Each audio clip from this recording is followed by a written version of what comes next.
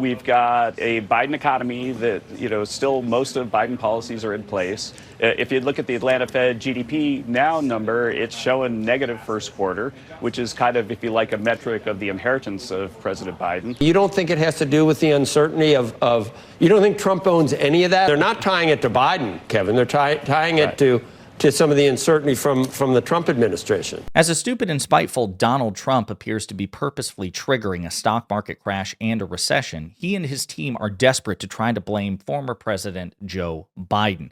But he's simultaneously straining the loyalty of many key figures in MAGA media, and one of them is a CNBC financial analyst named Joe Kernen, who has been a longtime supporter of Donald Trump. And even he is publicly calling out Trump's terrible policies and roasting Trump's advisors when they try to blame Biden and not Trump. But before we unpack all that, if you end up liking this video and you want to support the channel, please be sure to hit the like, subscribe, and alert bells before you go. All right, friends, again, for context, before I play some of these clips, just know that once again, Donald Trump appears to be triggering a stock market crash, not for the first time this year, because of his unhinged trade policies and his rants about tariffs and trade wars. Okay, it's total disaster, total calamity. Now, in response to this, you have Trump and key advisors who are desperate to say, actually, it's not Trump. It's not Trump's stupidity. It's not his spite. It's actually because we inherited a really bad economy from President Biden. Before I get to you, the response, the call out from MAGA CNBC financial analyst Joe Kernen, who we've covered repeatedly on this show, because, again, flowers to him, he calls it out. I want you to hear the cope, the dishonesty, the propaganda from Kevin Hassett, one of Donald Trump's top economic advisors, who tries to blame the situation on Joe Biden and not the current president, Donald Trump. Near term, we've got a Biden economy that, still most of Biden policies are in place. If you look at the Atlanta Fed GDP now number, it's showing negative first quarter, which is kind of, if you like, a metric of the inheritance of President Biden. A lot of that is also from a big increase in the trade deficit, which, as you know and you've been covering, Joe, is happening in part because people are anxious about future tariffs, and so they're stockpiling. And so that's a very, very temporary phenomenon. I think that medium term, what you're seeing is the biggest tax cuts in history, a massive deregulation, a productivity boom from artificial intelligence, and tariffs, which even if you take the high-end estimates of the tariff revenue, they're going to be just a tiny fraction of the size of the tax cuts, which are almost surely going to be in place by the summer. So if you're thinking about what's going to happen to capital formation in the U.S., if you take our cost of capital measures, it goes up 10, 11% over the next year. There are a lot of reasons to be extremely bullish about the economy going forward. But for sure, this quarter, there are some blips in the data, including the negative GDP Dow. Okay.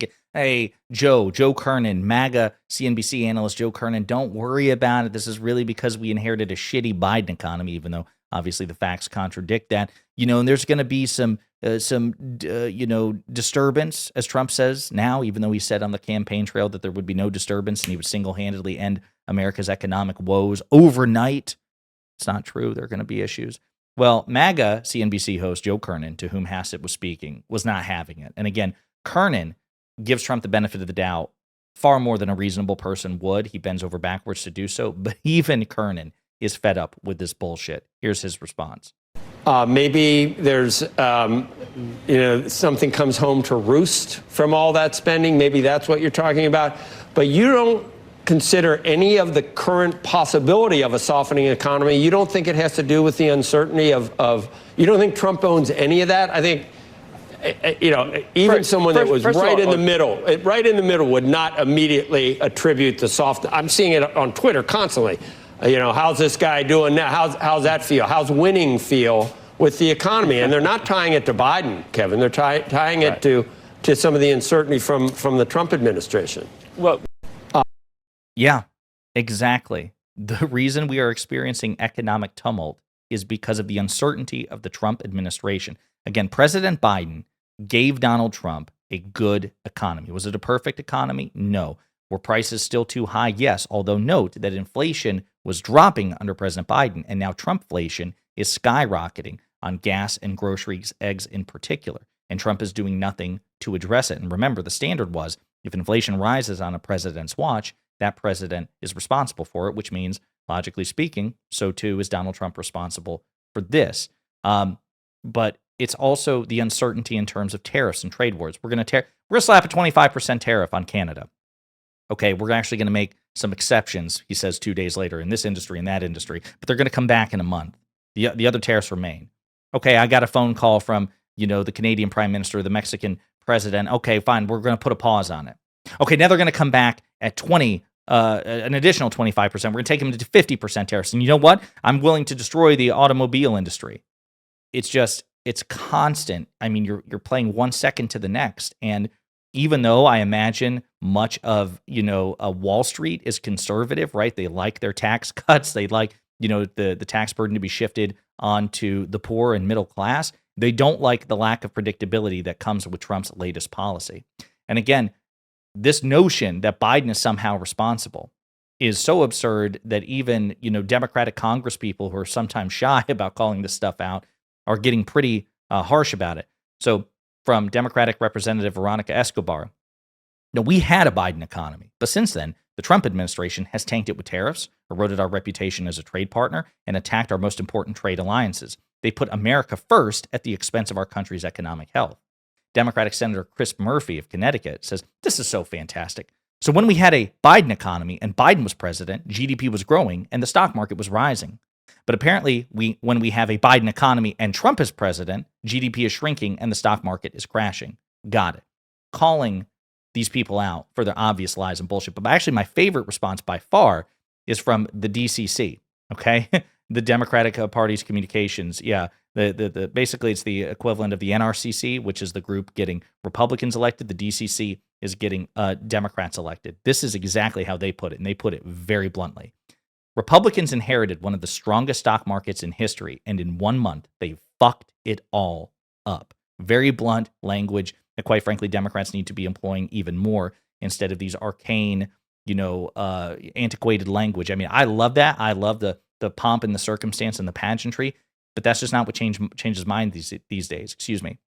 You need TikTok language. You need a visual and spoken language that resonates with a TikTok audience. And pointing out very succinctly that Republicans inherited something really good and they fucked it up in less than a month because they're so stupid and spiteful, that's probably a better path than, the Jerry Connolly approach. But yeah, this is so insane. Again, think about it, folks. Think about it. Donald Trump promised that he could turn the shit around in 24 hours, and he's been president for 7 weeks at this point, and now he's blaming it on somebody who is no longer president. It's a total bait and switch, right? He promised you the moon. He promised you that he's some sort of divine creature who can single-handedly turn around an economy.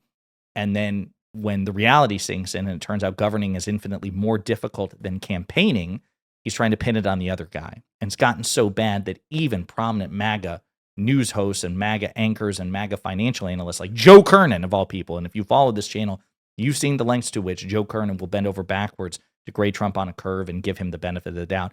Even Kernan's calling this out, like saying, hey, man, it's not even partisans. People in the middle calling this shit out, that this is triggered by Trump's uncertainty. As a matter of fact, we've even played, a Fox News clip as well in a video we did yesterday with Pisco, saying effectively the same thing, that it was actually Donald Trump and the uncertainty of his economy that is causing all this economic tumult. And that's why, again, it's so important for Democrats to make the case to the American people and don't just assume that they will draw the connection. You have to make the case. And I think using clips like Joe Kernen here calling out one of Trump's top economic advisors, that'll go a long way towards potentially moving the margins in a way which is beneficial for the Democratic Party in the next election. In the meantime, let me know what you think in the comments.